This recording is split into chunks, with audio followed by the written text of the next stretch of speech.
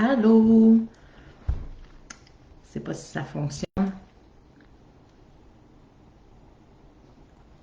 Désolée pour le retard, j'essayais vraiment de manger une petite bouchée avant de commencer. Puis voilà, je suis là avec mes cheveux un peu dépeignés. Je vais vous laisser vous connecter tranquillement.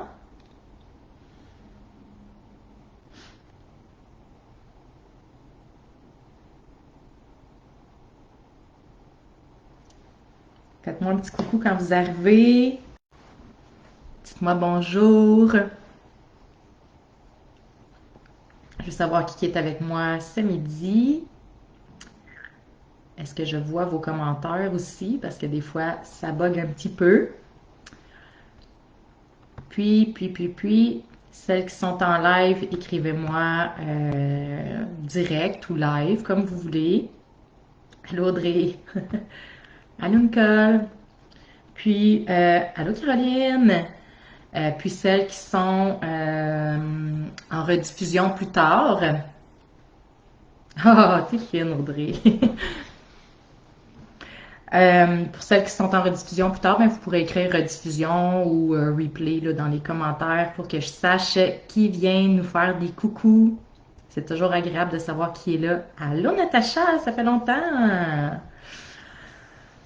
Donc voilà, aujourd'hui, deuxième physio-coaching de l'automne. Ils sont assez séparés les uns des autres. Si tout va bien, peut-être même la semaine prochaine, je vais être capable d'en faire un autre. Je vais vraiment au gré de la tempête familiale qu'on vit présentement. Là. Donc voilà. Aujourd'hui, on va parler des 10 étapes, en fait, de la méthode abdominopelvienne globale. La méthode abdominopelvienne globale, celles qui ne savent pas, c'est la méthode que j'ai mise sur pied là, dans les dernières années, avec laquelle travaille l'équipe pour amener les femmes là, justement là, dans un processus de réadaptation qui atteint leur objectif. C'est une méthode qu'on a mis sur pied, mais tu sais, il faut savoir que moi, j'ai pas réinventé la roue, là, tu sais. On a une formation universitaire de deuxième cycle en rééducation périnéale et pelvienne. Ça fait 15 ans que je travaille en santé de la femme. En fait, moi, je suis une personne qui aime la structure.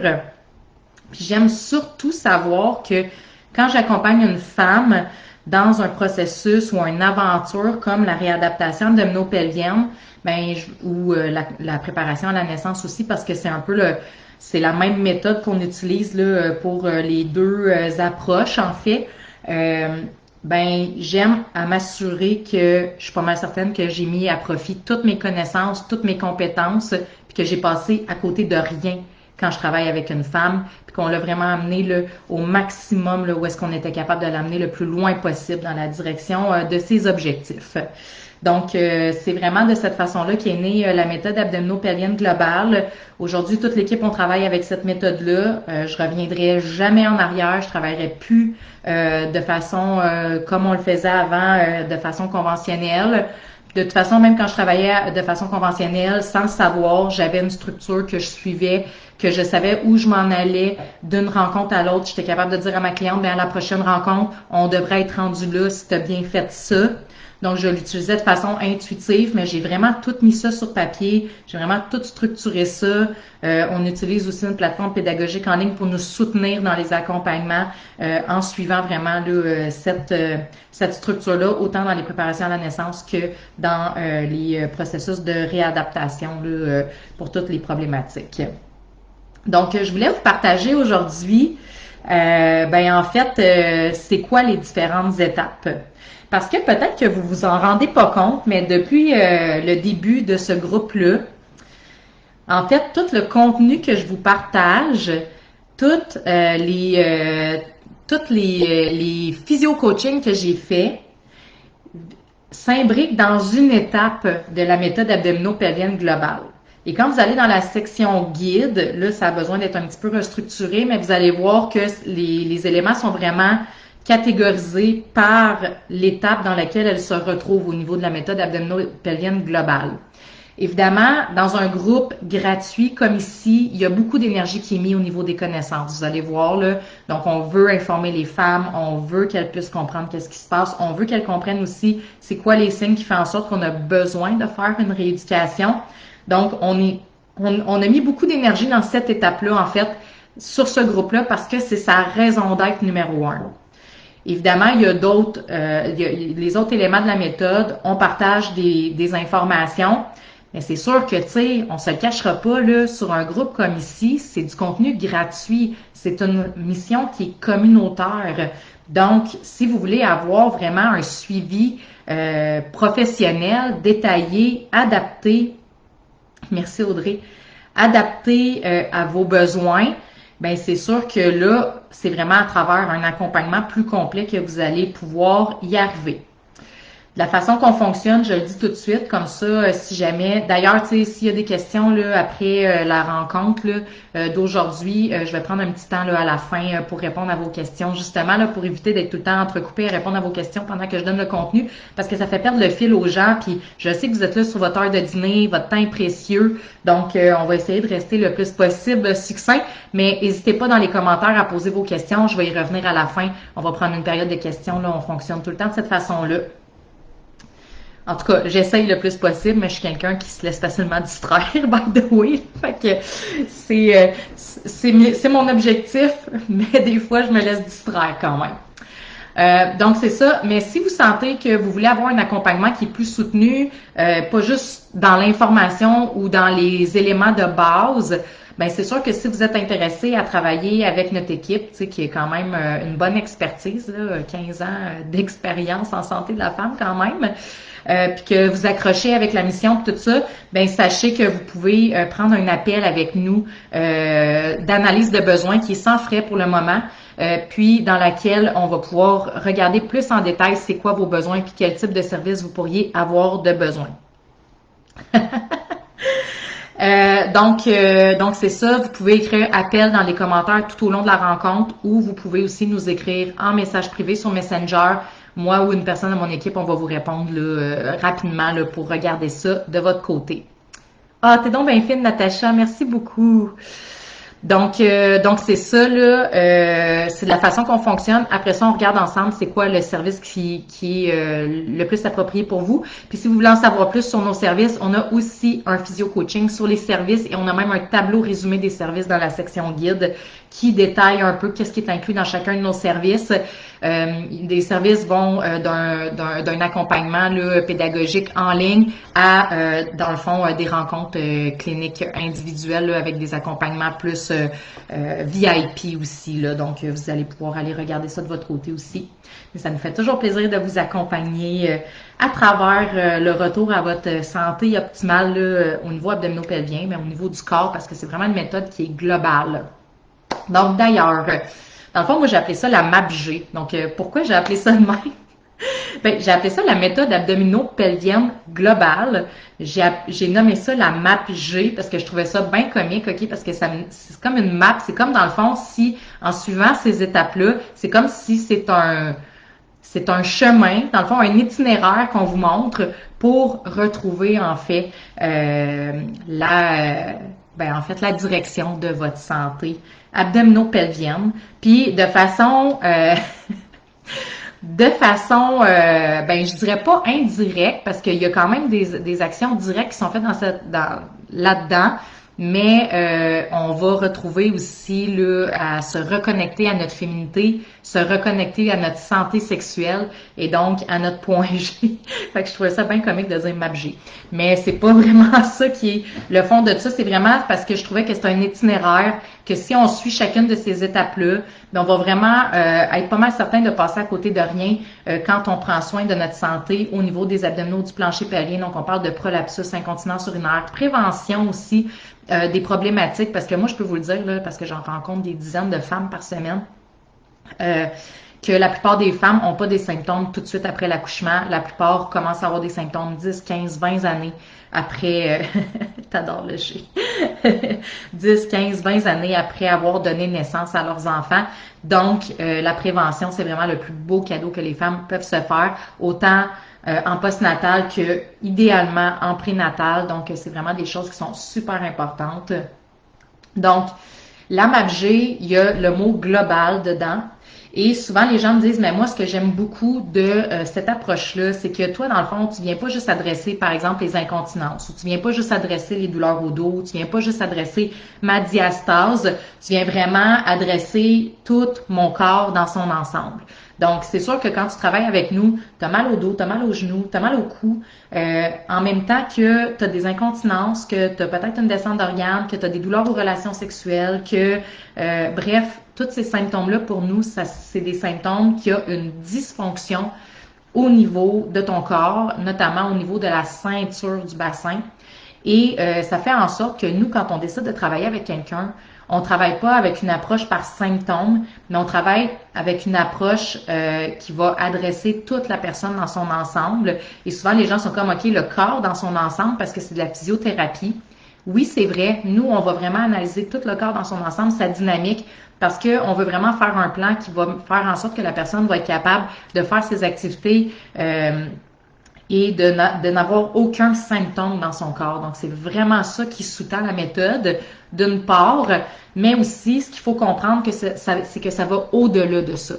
C'est que nous, là, vraiment, là, ce qui est super important, puis dans nos valeurs, c'est vraiment l'humain. On est des personnes extrêmement humaines. Même les gens me disent, c'est drôle parce que des fois, je t'écoute à travers des lives, puis je ressens cette humanité-là, je ressens cette volonté-là à vouloir aider, à vouloir contribuer. C'est vraiment ça qui m'a attirée à vouloir travailler avec vous autres. T'sais. Puis dans le fond, pour nous, ça, c'est hyper important. Puis je suis contente quand j'ai ces retours-là parce que c'est une valeur qui, pour moi, est fondamentale. Quand on travaille avec quelqu'un, on travaille pas avec une mécanique, on n'est pas des mécaniciens, on est vraiment des personnes qui travaillent avec un humain entier et avec toutes ses facettes, toute sa diversité. Et c'est pas vrai qu'on est juste un corps. Donc, on a l'impression de te connaître avant de te rencontrer. Ben oui, c'est ça que le monde me dit, c'est ça qui est drôle. C'est ça. Fait que dans le fond, le global, ce que ça veut dire, c'est qu'on considère la personne au centre de l'approche, dans tout son ensemble, avec toute sa réalité. Donc, quand je rencontre quelqu'un en appel d'analyse de besoins, on parle pas seulement des symptômes physiques, on parle de ce que ça fait vivre au niveau émotionnel, on parle de ce que ça fait vivre dans le quotidien, on regarde ensemble c'est quoi l'impact que ça a dans ta vie. Parce que merci, c'est donc bien gentil. Donc, tu sais, dans le fond, c'est ça qui nous intéresse. Parce que pour élaborer des objectifs, tu sais, ça peut pas être, moi, mon objectif, c'est de faire pipi dans mes culottes. Parce que ça, c'est un objectif qui manque de sens, en fait. Donc, qu'est-ce que tu veux faire? Qu'est-ce que tu ferais? Qu'est-ce que tu serais? Comment tu te sentirais si tu faisais plus pipi dans tes culottes? Et là, on commence à vraiment déterrer les vraies affaires. Là, on commence à connecter avec l'humain. Là, on commence à vraiment comprendre dans quelle démarche on s'embarque, dans quelle aventure on est en train d'aller. Parce que travailler avec nous, en fait, ce qu'il faut comprendre, la méthode abdominopelvienne globale, c'est une aventure. C'est vraiment comme ça qu'il faut le voir. C'est une aventure dans laquelle on va travailler à connaître notre corps, apprendre à connaître notre corps. Merci, Nicole. Vous êtes donc bien fine à midi, my God. Je vais quasiment être émotive, là. Pour vrai. J'ai chaud tout d'un coup. Donc, c'est ça, tu sais, on va vraiment apprendre non seulement à régler avec des exercices nos symptômes, parce que oui, c'est vraiment une méthode qui est très... c'est pas une méthode holistique, là, tu sais, c'est une méthode qui est très cartésienne, très pratico-pratique, là.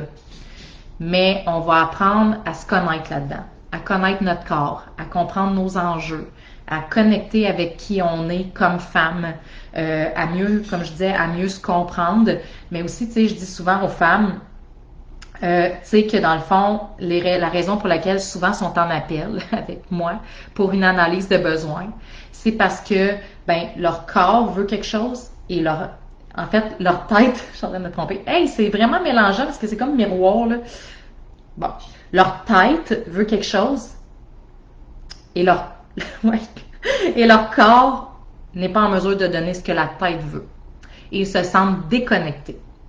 Et donc, nous, notre travail, c'est, oui, de travailler pour que le corps soit capable de pouvoir mieux donner à la tête, mais que la tête comprenne mieux le corps pour que les deux puissent retravailler ensemble en équipe.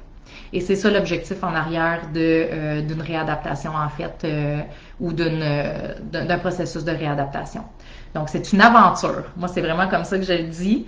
Parce que, ben, une aventure, hein, vous savez un peu qu'est-ce que ça veut dire. Ça veut dire qu'il y a des hauts, il y a des bas, et on apprend beaucoup de choses. En fait, on se découvre, on part à la découverte de quelque chose. Donc, tu sais, c'est vraiment comme ça qu'il faut le voir là, quand on part dans cette fameuse méthode-là. Donc, je vais vous décrire un peu, là, tu sais, en fait, chacune des étapes de la méthode. Hey, je t'ai vu faire ta course de trail. Oui, j'étais tellement contente pour toi. Je l'ai vu ton post. Je pense que j'ai même commenté. C'est ça. Fait que dans le fond, c'est les mêmes étapes qu'on décide de faire un accompagnement en prénatal ou un accompagnement en réadaptation, là, peu importe là, pour quels symptômes. On va vraiment... Oh! Félicitations, Jaliane! Ouh, je suis donc bien contente pour toi. Wow! Hey, ça faisait longtemps que tu l'attendais en plus, ça. Je suis vraiment, vraiment contente pour toi. Donc c'est ça. Je me dis des fois, je me fais déconcentrer facilement. Donc, c'est ça. Fait que dans le fond, tu sais, c'est les mêmes étapes qu'on soit en prénatal ou en réadaptation. C'est juste que les étapes s'inscrivent d'une façon qui est un peu différente. Donc, je me suis dit aujourd'hui, tu sais, ce que je vais faire, c'est que je vais y aller une étape à la fois. Dans la méthode, il y a 10 étapes. Puis, je vais vous expliquer, en fait, comment elle s'inscrit dans un processus de réadaptation, puis dans un processus de préparation à la naissance, justement, pour que ça puisse un petit peu s'adresser... Mais oui, c'est donc bien le fun à midi, qu'on puisse vraiment s'adresser là, à tous les besoins là, de la communauté avec ce live-là. Donc, dans le fond, la première étape, c'est souvent les gens sont comme vraiment surpris de cette étape-là. La première étape, c'est le mindset. OK? Pourquoi j'ai mis cette étape-là en numéro 1? C'est que, en fait, on aura beau t'enseigner n'importe quel exercice, mais si tu les fais pas, on n'aura pas de résultat. Donc, c'est vraiment une pierre angulaire qui est hyper importante. J'ai même fait un live justement sur le mindset. Là. Je me rappelle plus exactement c'était quand. Il me semble bien. En tout cas, sinon c'est dans mon idée d'en faire un, peut-être. Ce qu'il faut savoir, c'est que je l'ai dit, je pense que c'est pas la semaine passée, mais au dernier physio-coaching, un des plus grands enjeux qu'on a, ou je pense que c'était dans une publication. En tout cas, je suis mélangée, là. J'ai pas assez dormi, on dirait. Dans le fond, où c'est que je m'en allais avec ça? Oh my God. Désolée. Un des plus grands enjeux qu'on a en physiothérapie, toutes problématiques confondues, c'est l'adhérence aux exercices. Ça veut dire ça que dans notre travail, le plus grand problème qu'on a, c'est d'amener le monde à s'engager dans leur réadaptation et à vraiment la faire pour avoir des résultats. Et une des raisons premières pourquoi les gens n'ont pas de résultats, c'est parce qu'ils ne sont pas suffisamment engagés et qu'ils ne font pas assez leurs exercices. Fait qu'on s'entend que genre c'est l'enjeu numéro 1. Donc il faut comme professionnel se questionner là-dessus. Évidemment, il y a une partie qui appartient à nos clients. Dans le sens que, à un moment donné, il faut se responsabiliser comme humain à travers le pourquoi on fait les choses. Mais nous, comme professionnels, notre responsabilité réside dans se questionner sur comment on va faire en sorte de mettre un environnement qui va être propice au succès de nos clients. Et ça, je pense que c'est une question que tous les professionnels de la santé devraient se poser présentement pour être en mesure justement d'amener les gens à vraiment améliorer ou à vraiment embarquer en prévention pour leur santé. Mais moi, c'est quelque chose que je trouve qui est hyper important. Donc, Pendant un processus de réadaptation, ben, ce qu'on va mettre en place, c'est vraiment un accompagnement qui va répondre aux besoins de la personne. Donc, quand on est en appel d'analyse de besoins, on questionne la personne sur son profil. T'es quel genre de personne, toi? T'es-tu le genre de personne que si je te donne des exercices à faire à la maison, tu les faire, tes exercices, ou tu vas pas les faire, puis finalement, tu sais, est-ce que tu es autonome? Est-ce que tu es anxieux? Est-ce que tu es le genre de personne qui a besoin d'être validée souvent? Est-ce que tu es quelqu'un qui a tendance à poser des questions, puis si tu n'as pas des réponses à tes questions, ça va te bloquer? Donc, on va vraiment questionner la personne sur c'est quoi ses enjeux, c'est où, en fait, les endroits où ça pourrait bloquer et faire en sorte que la personne va lâcher, en fait, dans son processus. Ça va vraiment nous indiquer quel genre de service va le plus répondre aux besoins de la personne pour s'assurer qu'elle puisse s'en aller directement le plus possible dans la direction de son succès, puis qu'elle adhère à son processus. On demande aussi à la personne, toi, là, tu sais, comment tu es occupé dans la vie? Est-ce que tu serais du genre à dire, OK, 30 minutes, c'est bon, 40 minutes, c'est trop? Est-ce que, toi, c'est 15 minutes? Donc, on essaye de voir un peu c'est quoi la réalité de la personne, c'est quoi ses besoins. Parce que moi, si j'ai quelqu'un qui me dit, ben, moi, j'ai 10 minutes par jour pour faire ma réadaptation, mais je vais dire, je vais être transparente avec toi, ça sera pas assez. On va devoir travailler un peu plus que ça. Est-ce que tu penses que tu seras en mesure de mettre 30 minutes? Parce que, ben, dans les recommandations mondiales de la santé, puis même Santé Canada, en bas de 30 minutes d'activité physique, 5 fois par semaine, on n'est pas dans des gains au niveau de la santé. Donc, il faut se rapprocher de ça pour être en mesure de pouvoir se diriger dans la direction de ce qu'on recherche dans nos objectifs. Donc, moi, je suis transparente. Non, c'est pas possible pour moi, c'est pas un bon moment. Parfait. Mais écoute, pour l'instant, je pense qu'on va arrêter ça là. Puis quand tu vas être prête, tu vas savoir un peu plus à quoi t'attendre. On va reprendre un appel ensemble puis on regardera là, pour la suite des choses. T'sais. Donc, c'est super important d'être capable de bien cibler la réalité de la personne, de cibler c'est où le potentiel aussi, où ça peut accrocher pour être en mesure justement de regarder vers quel service on va se diriger avec la personne pour être en mesure de pouvoir lui donner quelque chose qui va vraiment lui faciliter la tâche ou un environnement qui va être propice à ça. Il y a d'autres personnes qui vont me dire ben moi, tu sais, j'ai besoin d'avancer à mon rythme à moi. Je suis quelqu'un de quand même autonome. J'aime ça faire ma petite affaire. Quand j'ai des comptes à rendre, ça me stresse. Puis, tu sais, dans le fond, moi, je suis le genre de personne que j'aime mieux aller vers les autres quand j'ai des questions et tout ça. Parfait. Ça sera pas le même service pour ces genres de personnes-là. Donc ça, c'est vraiment quelque chose qui est important. On a des ateliers sur le mindset. On a une personne qui est à temps plein, qui est expert en service client dans l'équipe, c'est Karine, qui prend des nouvelles. On a des méditations sur la motivation. Puis à peu près toutes les formations que je prends en ce moment, c'est vraiment au niveau des adhérences aux exercices puis au niveau du mindset parce que c'est trop important à mon avis. Pendant la grossesse, comment ça se fait? Comment ça s'inscrit ça là, dans une grossesse? En fait, c'est que, tu sais, moi je dis souvent aux femmes qu'il faut voir la grossesse et la naissance qui s'en vient comme une compétition qui s'en vient. Puis, tu sais, on parle d'une compétition d'endurance. Parce que, ben, tu sais, la plupart du temps, ça dure plusieurs heures quand même. Et c'est assez intense. Donc, tu sais, c'est pas pour faire peur au monde que je dis ça, mais c'est vraiment, faut le voir comme ça. Ben, un athlète de haut niveau là, qui s'en va aux Olympiques, Natacha va pouvoir le confirmer parce que je sais que ses enfants font du sport de haut niveau. Tu sais, habituellement, là, c'est pas juste une préparation physique que ça prend. Ça prend une préparation mentale. Et les études démontrent de plus en plus que chez les femmes, en fait, les femmes qui sont préparées autant physiquement que mentalement, il y a une diminution significative des interventions médicales, il y a une diminution du temps pour le travail, donc en fait la phase 2 là, du travail d'accouchement.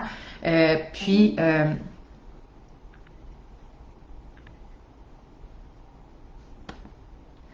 en tout cas. Puis, c'est ma mère qui m'a texté. Puis, dans le fond, là, tu sais, ça améliore énormément l'expérience là, chez les femmes là, au niveau de donner naissance. Donc, nous, ce qu'on a mis en place pour les femmes pendant la grossesse, c'est vraiment des outils de préparation mentale. On est chanceux là, dans l'équipe, tu sais, Karine, qui est mon experte en service client, est aussi accompagnante à la naissance. Donc, elle a des formations en hypnonaissance, etc. Donc, elle a fait des outils de préparation mentale pour les femmes pendant la grossesse. C'est des outils qui sont validés, tu sais, scientifiquement et tout ça. C'est des choses qui sont vraiment prouvées. Donc, nous, là, tu sais, ça nous a vraiment permis d'encore plus enrober là, notre processus de préparation à la naissance là, de ce côté-là. La deuxième étape, c'est la connaissance. Ça commence déjà ici, la connaissance, parce que si on prend une décision pour notre santé, c'est important de comprendre qu'est-ce qui se passe dans notre corps. Je suis de celles qui pensent profondément que quand on comprend comment notre corps fonctionne, autant pendant la grossesse que dans les changements qui ont lieu pendant la ménopause, au niveau hormonal et tout ça, quand on comprend ces changements-là, quand on comprend aussi pourquoi on fait les exercices, puis où est-ce qu'on s'en va avec les exercices qu'on fait, quand on comprend toutes ces choses-là, il y a pas mal plus de chances qu'on s'approprie notre situation et qu'on s'engage envers nous-mêmes. Donc, oui, ici, c'est des physio-coaching sur l'heure du dîner, ça dure un petit peu plus longtemps. Il faut savoir que sur la plateforme pédagogique, c'est différent, c'est des courtes capsules, 10 minutes, 5 minutes des fois, dans lesquelles on donne de l'information puis qui sont réparties tout au long du processus pour qu'on soit en mesure de bien intégrer l'information. Parce que quand on est en réadaptation, il y a un processus pédagogique, il y a une logique pédagogique en arrière de ça pour vous aider à bien intégrer l'information. Donc, nous, il y a des explications, il y a vraiment de l'enseignement. À chaque jour, là, on vous explique des choses, on vous explique pourquoi vous faites les exercices, parce que je trouve que c'est un incontournable. La plupart des gens, ils lâchent un processus de réadaptation parce qu'ils font des exercices puis ils comprennent pas pourquoi ils font, puis ils comprennent pas où est-ce qu'on s'en va avec ça. Puis il y en a beaucoup qui vont voir des physios une fois ou deux, puis qui continuent à faire leurs exercices pendant 6 mois, puis sont comme je comprends pas, j'ai pas d'évolution. Ben c'est sûr, parce que tu sais pas qu'est-ce que tu fais, pourquoi tu le fais, c'est comment que tu appliques ça dans ta vie. Tu sais, tout ce manque de compréhension-là puis d'explication fait en sorte aussi qu'on remet notre pouvoir dans les mains d'un professionnel au lieu de le prendre dans nos mains. Donc, c'est pour ça que nous, là, c'est super important ce côté-là. Là, j'ai plein de cochonneries dans mes notes. Là. La troisième étape qui est assez particulière là, dans notre approche, c'est l'auto-évaluation. Donc, peu importe le service que vous décidez de prendre avec nous, que ce soit en autonome, avec les rencontres de groupe, ou que ce soit en VIP, là, donc en suivi individuel continu. Dans le fond, on vous demande de vous auto-évaluer. Même si on vous rencontre en clinique, on vous demande de vous auto-évaluer avant qu'on vous évalue. J'ai fait un physio-coaching complet là-dessus aussi. Dans le fond, c'est super important pour nous que vous ne dépendiez pas de nous sur le long terme pour vous expliquer comment, si ça fonctionne ou pas dans votre corps. Donc, est-ce que vous êtes correct ou pas dans votre corps?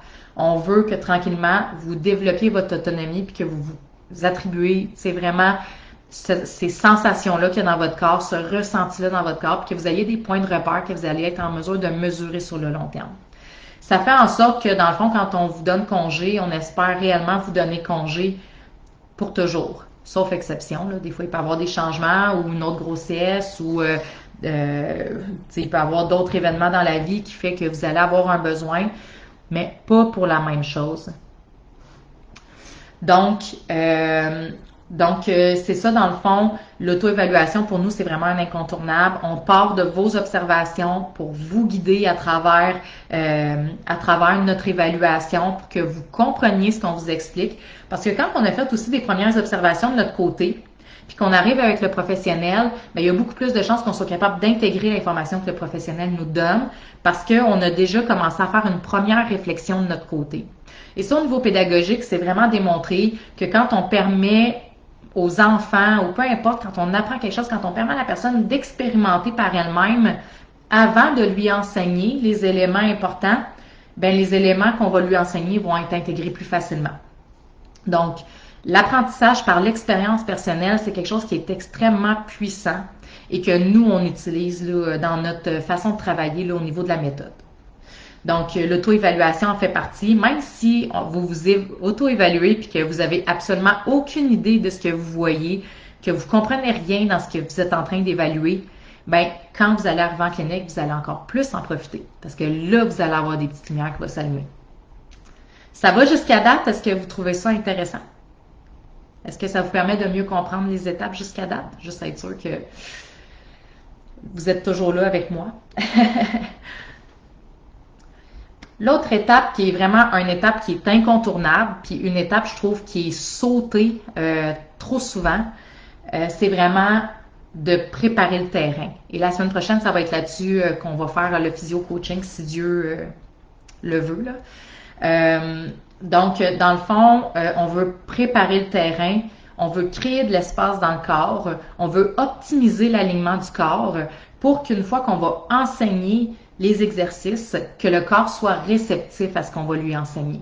Il faut comprendre que les muscles profonds, c'est les muscles les plus profonds du corps. Il ne faut pas être très perspicace pour comprendre ça, là, tu sais. Donc, si c'est les muscles les plus profonds du corps, là, s'il y a plein de tension par-dessus, plein de muscles qui essayent de faire la job à leur place, plein de raideur dans les articulations, répondez-moi pas tout en même temps. Vous êtes trop concentrés sur qu'est-ce que je dis. Ben, vos muscles profonds, là, ils n'ont pas de place pour travailler. Ils sont pognés au centre. Ils n'ont pas d'amplitude pour pouvoir travailler. Puis souvent, il y a du monde qui me disent, moi, là, j'ai de la misère à sentir mon plancher pelvien quand je contracte, je sens rien. Ou des fois, je le sens un petit peu travailler, mais on dirait qu'il lâche tout de suite. Puis là, je leur dis, qu'est-ce que tu penses qui se passe dans ton corps? Souvent, les femmes vont me dire, ben mon corps, il est pas fort. Mes muscles profonds sont pas forts. Ils manquent de force. Puis moi, je leur dis, ben ça se peut que c'est parce que tes muscles profonds, oui, tu as l'impression qu'ils manquent de force, mais la vraie raison, c'est qu'ils manquent de place. Ils sont pas capables de travailler, ils n'ont pas d'amplitude de mouvement, ils n'ont pas d'espace pour travailler. Donc, nous, ce qu'on fait, c'est qu'on va vraiment analyser la mobilité du thorax, on va regarder l'amplitude respiratoire, on va regarder les tensions musculaires, on va regarder la mobilité du bassin, on va regarder vraiment la posture, l'alignement, pour être en mesure de se dire, y a-t-il quelque chose là-dedans qui fait en sorte que les muscles profonds ne pourront pas travailler à leur plein potentiel? Et là, on va dégager. On va dégager les raideurs thoraciques, on va s'assurer de la bonne mobilité du bassin, on va dégager les tensions musculaires, on va donner des exercices à propos de ça, on va travailler les postures l'une après l'autre graduellement pour justement être en mesure de placer les muscles profonds dans leurs meilleurs avantages. On appelle ça l'avantage mécanique. Donc, une fois que ça c'est fait, parallèlement à ça, on va passer à l'étape suivante. La création d'espace, en fait, là, pendant la grossesse, là, comment ça se fait? C'est que, ben, tu sais, vous pouvez le deviner, là, quand on est enceinte, notre corps, ben, il y a un bébé qui grandit dedans. Donc, il prend du volume. Et s'il prend du volume, ça veut dire qu'il a besoin d'espace. 90% des symptômes, en fait, arrivent, ben je veux pas dire ça parce que c'est pas tout à fait vrai, mais en tout cas, des symptômes arrivent quand le corps a du mal à s'adapter aux changements qui ont lieu pendant la grossesse. Okay? Ce qui fait en sorte que, dans le fond, le corps a du mal à prendre l'espace de façon harmonieuse et il va aller là où l'espace se fait le plus facilement. Hein? Donc, au niveau des coutures de jeans, par exemple, hein, si on prend de l'ampleur dans nos vêtements, parce que bon, on est allé, on abuse des bonnes choses de la vie, par exemple, ben où ça va lâcher le vêtement, ça va être dans la couture. Donc, il y a des endroits dans le corps, puis ça peut être différent d'une personne à l'autre, qui vont être capables qui vont être un peu plus faibles, c'est là que l'espace va aller se chercher. Donc, c'est pour ça qu'on développe des fois des diastases, donc une séparation au niveau des abdominaux, ou au contraire, que ça va être le plancher pelvien, donc on va avoir des incontinences urinaires pendant la grossesse, des lourdeurs ou des choses comme ça. Donc, nous, ce qu'on veut pendant la grossesse, c'est vraiment optimiser cet espace-là. On veut vraiment s'assurer que le corps prend son espace de façon harmonieuse. Donc, on va vraiment aller travailler de la même façon, s'assurer de l'ouverture des côtes, qu'elle soit optimale, s'assurer de la souplesse de toute la gaine abdominale, s'assurer aussi pour le passage du bébé que le plancher pelvien est le plus souple possible en fin de grossesse pour limiter le risque de déchirure. Donc, la création d'espace pendant la grossesse, c'est extrêmement important. Donc, ça fait partie des choses sur lesquelles on va travailler là, pendant la grossesse et aussi en réadaptation. Une fois qu'on a créé l'espace, comme je disais, là, on tombe à l'étape suivante. Là, on va vraiment aller dans les bases. Donc, on va aller se familiariser avec les bases. Donc, on va aller regarder un peu, ben, c'est quoi les composantes, justement, des muscles profonds. Donc, on va aller travailler la respiration, on va aller travailler les différentes qualités musculaires du plancher pelvien. On va aller travailler les différentes qualités musculaires des abdominaux. On va travailler ça séparément, comme des pièces de casse-tête, tu sais. Donc, vraiment, parce que si on essaye de mettre tout ça ensemble au début, c'est vraiment mélangeant, là. Donc, on va vraiment aller les travailler pour se familiariser avec chacune de ces pièces de casse-tête-là séparément. Puis une fois qu'on les maîtrise bien puis qu'on comprend bien comment les travailler, là, on va commencer à monter notre casse-tête. Donc là, on va tomber dans ce qu'on appelle la coordination, à travers l'unité interne. Donc, on va connecter la respiration avec le plancher pelvien, avec les abdominaux profonds et s'assurer qu'ils comprennent bien comment travailler en équipe ensemble. Pendant la grossesse, surtout pendant une première grossesse, ce qu'il faut comprendre, c'est que d'habitude, si on n'a pas eu de symptômes avant, nos muscles travaillent eux-mêmes d'emblée. Donc, dans notre développement moteur chez l'enfant, nos muscles ont appris à travailler en équipe comme ça. Chez une personne saine, quand on étudie dans les études, là, dans le fond, là, en fait, la physiodynamique là, du corps, on se rend compte que les femmes qui n'ont pas de symptômes ou qui n'ont pas eu d'enfants, la plupart ont une coordination qui est vraiment précise là, dans ces muscles-là. Sauf que pendant la grossesse, ce qu'il faut comprendre, c'est que chacun de ces éléments-là est sorti de sa zone de confort en même temps. Donc, avec la croissance du bébé, le diaphragme a moins d'amplitude, donc la respiration est modifiée. Les abdominaux sont désavantagés mécaniquement parce qu'ils sont étirés à leur maximum de potentiel. Et le plancher pelvien est en surcharge parce qu'il doit soutenir un utérus qui est de plus en plus lourd. Quand tout le monde tombe en mode survie, là, en même temps, là, c'est le chaos habituellement. Hein? On voit ça dans les films, là, où on a vu ça peut-être pendant la pandémie aussi. Donc, le chaos pogne dans le corps, ce qui fait en sorte que ces muscles-là qui normalement travaillaient ensemble en équipe, ben commencent à faire ce qu'on appelle du chacun pour soi. Hein? C'est-à-dire, je m'en fous bien que toi tu crèves, c'est moi qu'il faut qu'ils survivent de toute façon. T'sais. Donc, chacun de ces muscles-là tombe dans du chacun pour soi, ce qui fait en sorte qu'ils arrêtent de travailler en équipe. Ou, en fait, je dirais qu'environ 95% des symptômes qui apparaissent pendant la période périnatale sont liés au fait que ces muscles-là ont perdu la coordination, donc leur travail d'équipe ensemble. Donc, le travail d'équipe est crucial pendant une préparation à l'accouchement. En fait, souvent, quand je dis aux femmes, pendant la préparation à la naissance, notre job, nous autres, c'est d'être des chefs de troupeau. Donc, on veut s'assurer de maintenir ces muscles-là dans leur travail d'équipe le plus possible ou qu'ils s'éloignent le moins possible. Donc, on est vraiment là pour les orchestrer, pour leur dire non, éloignez-vous pas. Non, restez ensemble, c'est important. Et en postnatal, on veut récupérer cette coordination-là le plus rapidement possible. Mais sachez qu'il n'y a pas de date de péremption pour récupérer sa coordination. Ce qui fait en sorte, en fait, que ça fait partie des étapes, peu importe le moment qu'on décide de faire notre rééducation. Donc, même si c'est pendant la ménopause, on va vraiment travailler exactement les mêmes étapes et on va retravailler la coordination à l'intérieur de l'unité interne parce que c'est un élément charnière crucial à récupérer pour la suite des choses. Donc, c'est une étape hyper importante.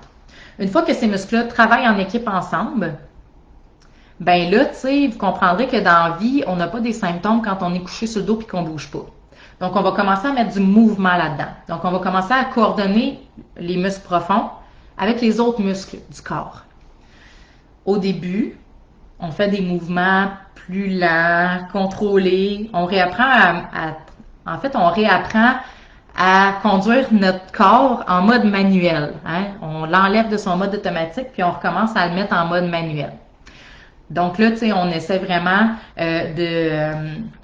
d'y aller avec des mouvements lents et contrôlés. Mais plus on avance, plus on va progresser les mouvements. Donc, on va augmenter la rapidité, on va augmenter la variation des mouvements, on va augmenter la complexité. Parce que notre but, c'est vraiment que tranquillement, on soit capable de faire des connexions au niveau de notre cerveau et de transposer ça dans la prochaine étape qui est en fait l'étape de la fonction. Donc, on veut prendre les stratégies motrices qu'on a travaillées et on veut les mettre dans les situations, en fait, de notre vie de tous les jours, nos activités sportives et surtout les réintégrer les activités problématiques ou symptomatiques. Donc, c'est ça qui est le but en arrière de ça. Donc, on doit accompagner nos clientes jusqu'à la réintégration dans leur vie de tous les jours. Et c'est ça qui est l'étape charnière la plus importante.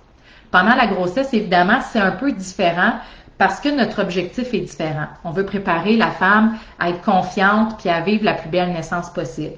Donc, les exercices fonctionnels sont vraiment proposés en fonction de travailler l'endurance, travailler les positions qui vont pouvoir être utiles pendant le travail, préserver le corps aussi pendant la grossesse, donc vraiment être en mode, on va dire, protection du corps pendant la grossesse.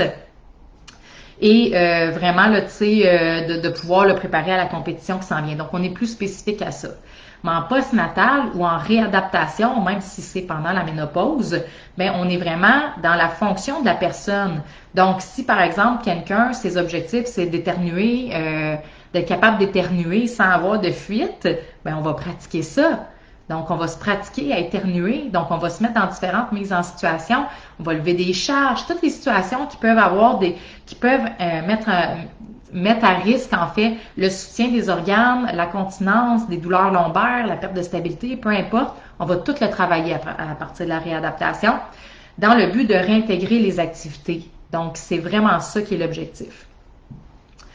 Une fois qu'on a réintégré les activités, ben là, ça va devenir intégré au niveau neuromoteur. Donc, là, on a appris des choses, on les a mis en application dans notre vie de tous les jours, dans plein de situations différentes. Et là, notre cerveau a commencé à comprendre que crème, je suis bien plus efficace de même, puis j'ai pas de symptômes. Ça va devenir sa nouvelle façon de faire. Donc, il va apprendre à bouger, il va apprendre à faire des choses et ça va devenir pour lui un automatisme au point qu'il ne se rappellera plus c'était quoi de ne pas utiliser ces stratégies-là qu'on a mis en place. Et à partir de ce moment-là, d'ailleurs, j'ai aussi un physio-coaching sur cette étape-là, l'intégration neuromotrice. Là. Et une fois qu'on a passé à cette étape-là, on va avoir des résultats qui vont durer dans le temps parce que les exercices vont faire partie de notre vie. En fait, on ne fera pas des exercices toute notre vie, mais on va utiliser notre plancher pelvien toute notre vie. Parce qu'à tous les jours, à tous les moments, à tous les instants, on va être en train de recruter nos muscles profonds. Donc, on va maintenir ce qu'on a acquis à travers le processus de réadaptation. Et c'est là vraiment qu'on va pouvoir parler de réadaptation. Donc, évidemment, le but de ça, c'est sûr que pendant la grossesse, en fait, cette partie-là, ben, ce qu'il faut savoir, c'est que les défis, les changements qui ont lieu dans la grossesse et pendant la naissance fait en sorte que on perd cette physiologie-là. Donc, si on avait ces réflexes-là, c'est pas des vrais réflexes, là, on appelle ça des schémas moteurs automatiques, mais si on avait ces schémas-là qui étaient bien intégrés avant, bien, ce qu'il faut savoir, c'est que la grossesse, c'est un des facteurs les plus importants qui fait perdre, en fait, les schémas moteurs. Donc, la plupart des femmes perdent leurs schémas moteurs pendant la grossesse, donc c'est important en postnatal de pouvoir les récupérer et s'assurer que le corps les récupère. Et c'est ça qui fait en sorte aussi, c'est que des fois, au début, on n'en a pas trop de symptômes, mais comme on a perdu ces habitudes-là dans notre quotidien, notre corps, tranquillement, au fil des années, va s'affaiblir. Et à un moment donné, les symptômes vont se mettre à apparaître. Et c'est vrai autant pour les césariennes que pour les accouchements par voie vaginale. Donc, le but, comme je vous disais, c'est vraiment de régler les problèmes de façon durable, garder les acquis sur le long terme. Finalement, nous autres, on ne veut plus vous revoir après une réadaptation, sauf exception. Mais on aime mieux que vous nous partagiez des succès ici sur le groupe que de vous avoir en abonnement là, en réadaptation avec nous sur le long terme, justement.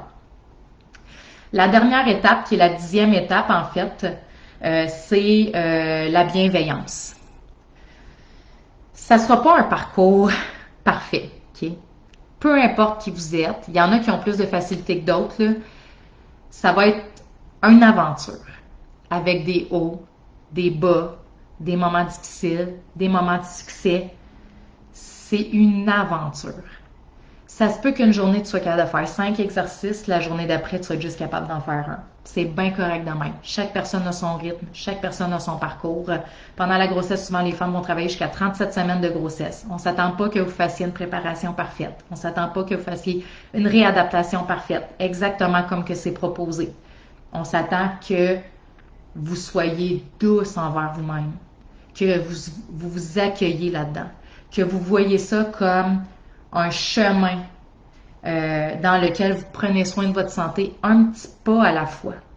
Ça n'a pas besoin d'être lourd, ça n'a pas besoin d'être pesant, ça a juste besoin d'avancer un pas après l'autre en sachant que quand vous y allez dans cette direction-là, vous pouvez aller nulle part ailleurs que dans une amélioration de votre santé.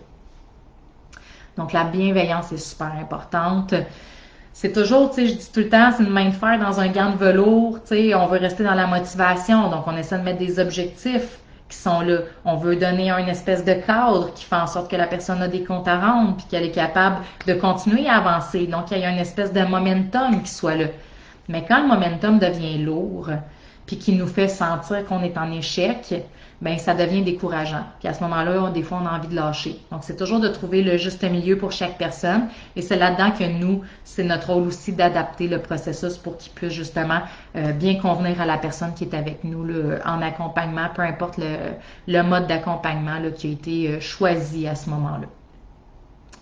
Donc, ça fait le tour des 10 étapes. Je ne sais pas si vous aviez des questions de votre côté, mais moi, j'aimerais ça savoir en fait, qu'est-ce que vous retenez là, de ce que je viens de vous partager de votre côté. Allô Katia! Donc, qu'est-ce que vous retenez là, de l'information que je viens de vous partager?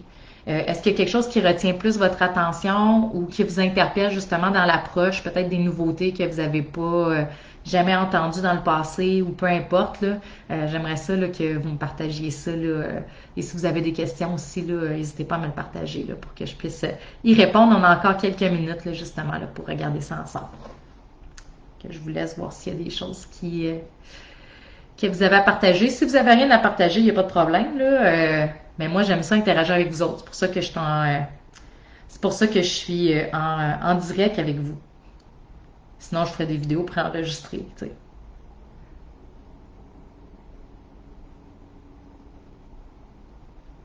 Si jamais, comme je vous disais aussi,